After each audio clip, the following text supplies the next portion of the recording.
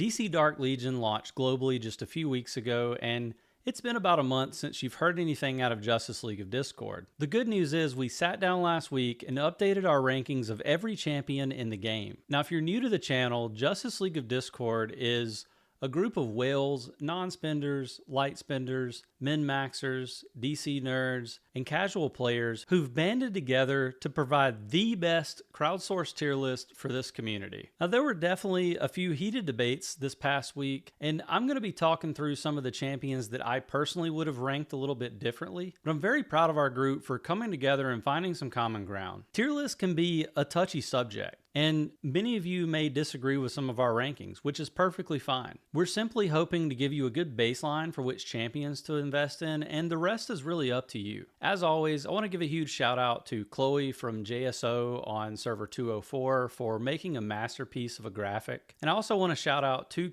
other content creators in our group, Meta Knight and Unstable Gamer. They post regular DC Dark Legion content on YouTube. I'm very excited to share with you our April 2025 tier list, but first, let's hear from the sponsor of today's video. Today's video is sponsored by Marvel Strike Force.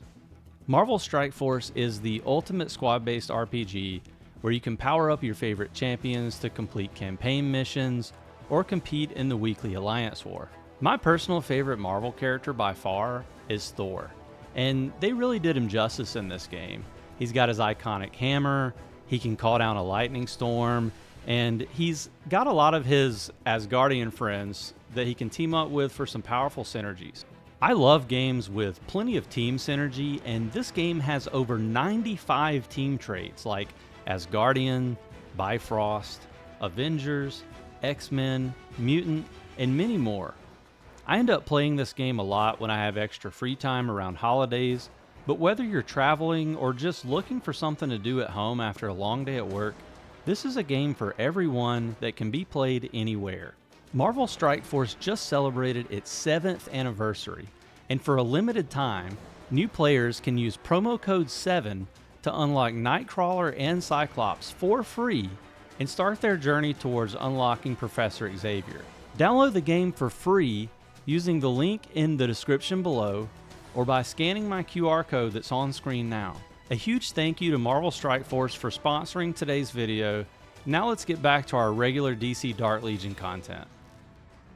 As always, we'll start with our S tier characters first. Superman remains S tier. I recently put out a video talking about why I think Superman is one of the best champions in the game, and my opinion isn't changing anytime soon. He's a high single target physical damage dealer. That damage ramps up as the battle goes on, and he also has an incapacitate ability. If you have his bleed open, you should be pulling for him, especially if you can get him to 5 white stars or higher. Constantine is a new arrival to the tier list this month. There was a healthy debate about Constantine, but I think he is undeniably S tier. Despite his limitation being that he does perform better in a full Justice League Dark lineup, or at least with Zatanna by his side to help amp his damage, he can still hold his own in my combat cycle lineups, and he is very good against bosses like Merciless and Murder Machine. He is the best in class AoE spiritual damage dealer and probably the best AoE damage dealer in the game. Not much has changed with our opinion of Sinestro. His ultimate is incredibly powerful, with the ability to deal significant damage to up to 3 enemies. When he comes to the bleed, you should be trying to get as many stars as you can on him, but he's actually quite useful with 5 white stars or even no stars due to his ultimate. The Joker is your best in class champion for damage over time, and there was near unanimous agreement that he remains S tier. A lot of new players just got access to his bleed event, and I highly recommend that you try to get him to 5 white stars at a minimum. We expect him to be followed by Scarecrow, so make sure you got a few anvils left over to get Scarecrow up and running as well, because they pair quite nicely together. I will mention here that I do plan on making a future video to showcase the Joker and his kit, so we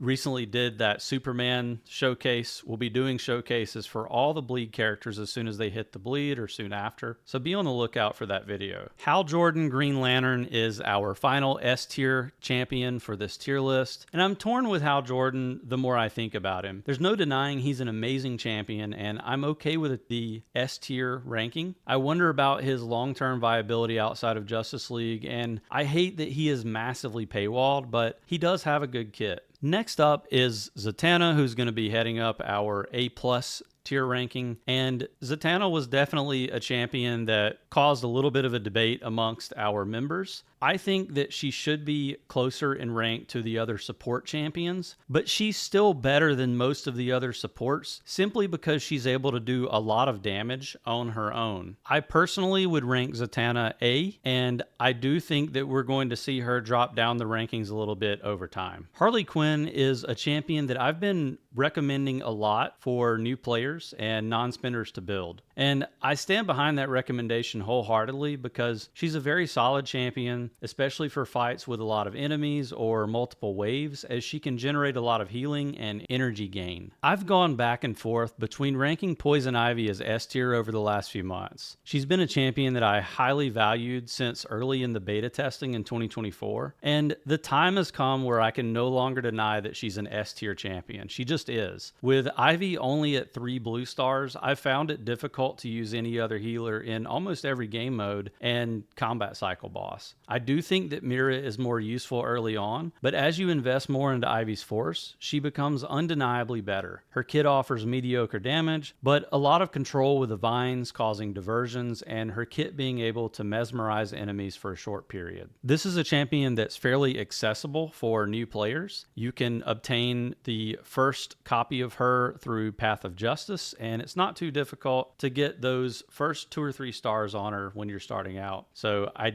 definitely recommend that anyone build her who has the chance. Wonder Woman is the first of 3 legendary champions that I think are must build for any roster. Wonder Woman has a shield and 2 incapacitate abilities, and you're given a copy of her at the beginning of the game. While her damage is negligible, she offers a lot of upside at all stages of the game, in particular in Training Simulator and the campaign. I recommend her to anyone who plays. Green Arrow is a high single target damage dealer with a nice kit that includes a stun and high crit damage. He does fall off when you get Sinestro, but with decent force investment, he's still used by a lot of whales and late game players on the early pre-launch servers. He's definitely a legendary champion that I can easily recommend that you put a little bit of force into without feeling bad about it long term. Mira is the 3rd champion that I recommend that almost all players in the game should be building. She's another champion that you're given to start the game out, and we have her ranked at A+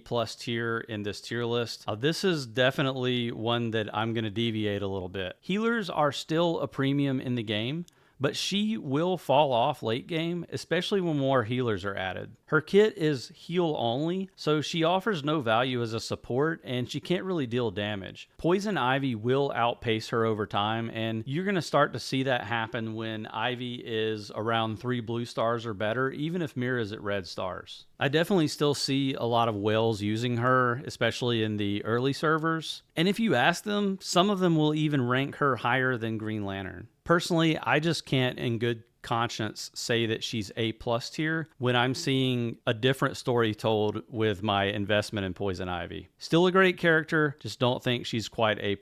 Scarecrow's another champion where I differed from some of the other folks in Justice League of Discord. I believe that Scarecrow should be an A+ tier champion. It's hard to deny that Scarecrow's damage output took a hit when his kit was reworked, but he was also turned into a top tier tank at that point, especially for Legion of Doom and Arkham's Most Wanted teams. I feel that many people are undervaluing him due to not investing enough into his bleed and the fact that there are so many people who build Justice League early on. He should 100% be an A+ champion. His stats scale like crazy as a bleed limited mythic, and he gets better as the battle goes on. Deathstroke is another champion we have in A tier. I believe that he is borderline A+.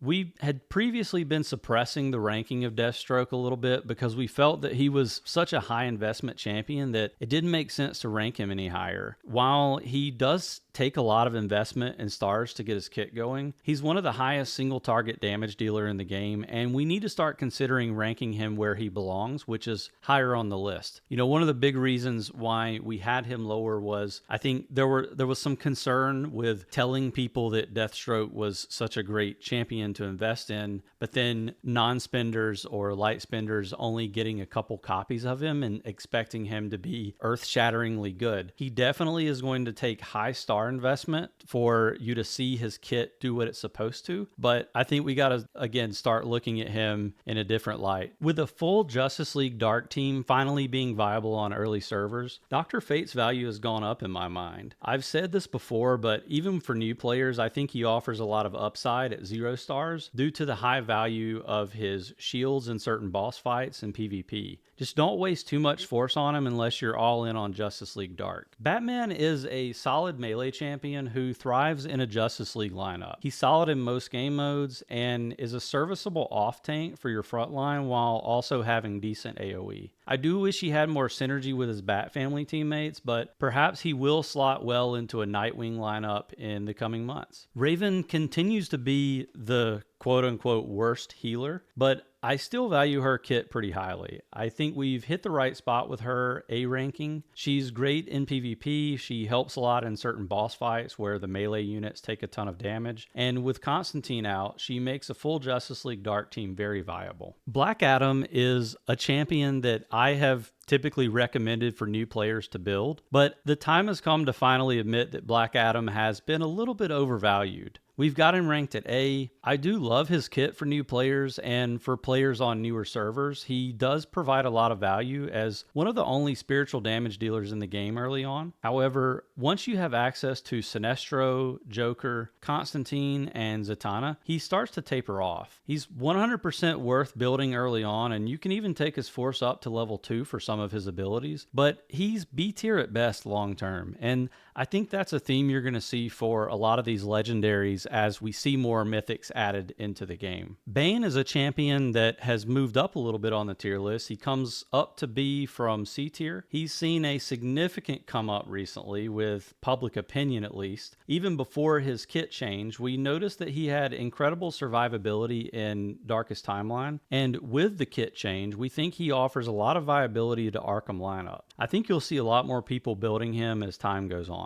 Shazam remains unchanged at B tier for this tier list, but we have slowly been moving Shazam up the ranks, and we've received a lot of feedback from whales and dolphins who've had a lot of success with Shazam at 5 white stars or better. I will say the taunt and revive are nice in some game modes, but he's still limited by his lack of use outside of Justice League, and Wonder Woman does have those 2 incapacitate abilities. Still, he's a very solid tank, and I think we're undervaluing him, so I'm curious to see whether he might sneak up to A tier in future tier lists. Damian Wayne Robin is another champion that has remained unchanged at B tier. We're seeing more and more reports of Robin doing damage at a level that tells me he's really a budget Deathstroke. I think that in the right team, he can be your win condition, but he does require a lot of investment. Still, I think this is another champion that we might be undervaluing on the tier list, and I'm looking to see if he moves his way up to A tier in the future as well. Two-Face is definitely the best Arkham's Most Wanted damage dealer outside of the Joker, and I think if you're trying to build a full Arkham team, he's gonna be on it, especially since he can ramp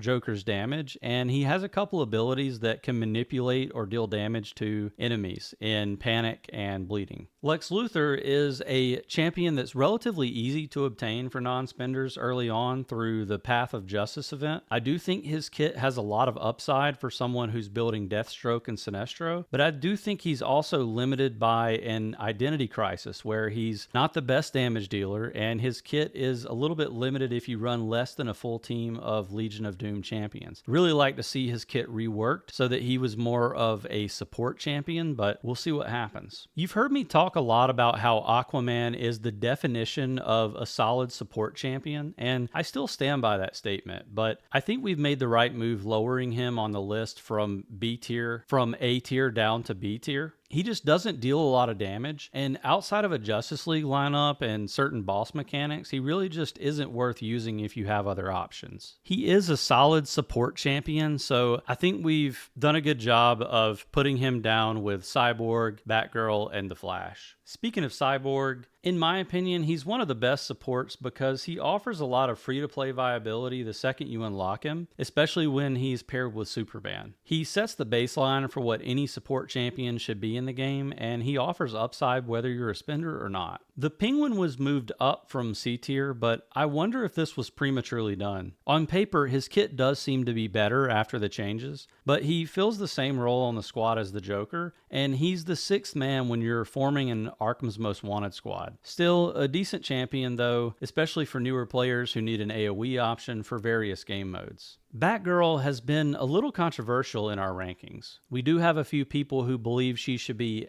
A tier, and I think they may get their wish once Nightwing comes to the game. Early indications based on what Nightwing was capable of in beta testing are that she will make Bat Family a really scary lineup to face. However, I would only recommend investing in her if you can get her to higher stars or if you plan to run a lot of Bat Family champions. The Flash is a champion that does best in a Justice League lineup, and specifically, he shines when he's augmenting Superman's damage. He's not the best support champion, but I think he does a very specific job well. There are some boss fights in the campaign where you really just need Superman to cycle his ultimate a ton, and Flash is precisely the tool for the job. Adam sees a significant rise in the rankings this month. He's up from D tier to B, and I think he deserves it. There's still an element of oddity to the kit of a champion whose finest moment in battle is dying, but the addition of that stun has proven to be incredibly useful. I hear from a lot of people who've been using him to push further in Training Simulator, and he doesn't even require a lot of force investment to work. I have developed a soft spot for Red Hood over the last few weeks. I've always said he was a very proficient damage dealer, but that he suffered from low survivability, and it made it harder for me to rank him highly or recommend him to newer players. Regardless, he is quite useful in several combat cycle modes, and I think he's a very good early champion for new players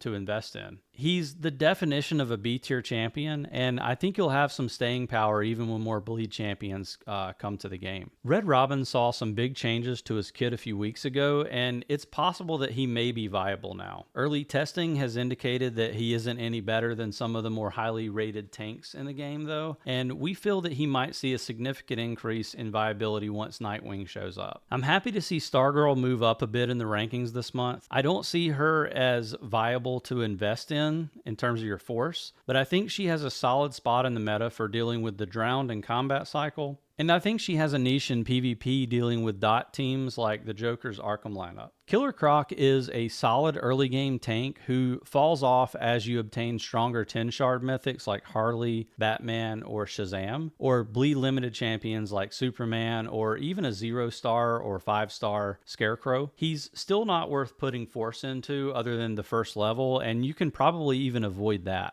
I'm happy to see this change as well, Deadshot moving down to D tier from C. I still believe that Deadshot is just a worse version of Green Arrow with a higher investment cost. I see a lot of new players getting Deadshot for some reason, and they ask whether they can sub him in for some of their other champions like Green Arrow. I will say that early on in the game, he might be helpful for maybe a few levels, but he's definitely going to taper off, and he's definitely a trap. You don't want to put a bunch of force into this champion at all. People keep telling me that we are misranking Black Canary. I do see the utility of her silence ability, especially in PvP, but she just doesn't move the needle yet to prove she's viable. Let's see what happens next week when Hawkgirl hits the game, but I'm just not convinced that we're going to see Black Canary in the meta anytime soon. We continue to see no indication that Catwoman is viable in any game mode. We do have a couple of members in the tier list group who have built her up, but the general consensus is that there are better options. She definitely has decent survivability and the ability to ramp up her damage a decent amount, but I think those things are outweighed by other champions that just do the same thing she does but better. Champions like Superman, for example. On paper, Captain Cold's kit sounds pretty good. Unfortunately, not much has changed to indicate he's worth building. The only thing that I will mention here is that with Killer Tank's addition to the game, Captain Cold does have some abilities that can manipulate the tire popping mechanic, so new players might actually be able to get some use out of him there, but that's literally the only thing that he would be good for. Finally, Vixen continues to slide down the rankings. We are closely monitoring how her kit might interact with Hawkgirl in a Birds of Prey lineup, though. I don't see the needle moving here, but I'm curious if she sees play in the next few weeks. Well, that's going to do it for this edition of the monthly Justice League of Discord tier list review video. If you enjoyed this tier list, please be sure to like the video and subscribe so that you can get more of my DC Dark Legion content. Be sure to leave a comment down below and let me know who your favorite character in the game is. Otherwise, I look forward to seeing you in the next video.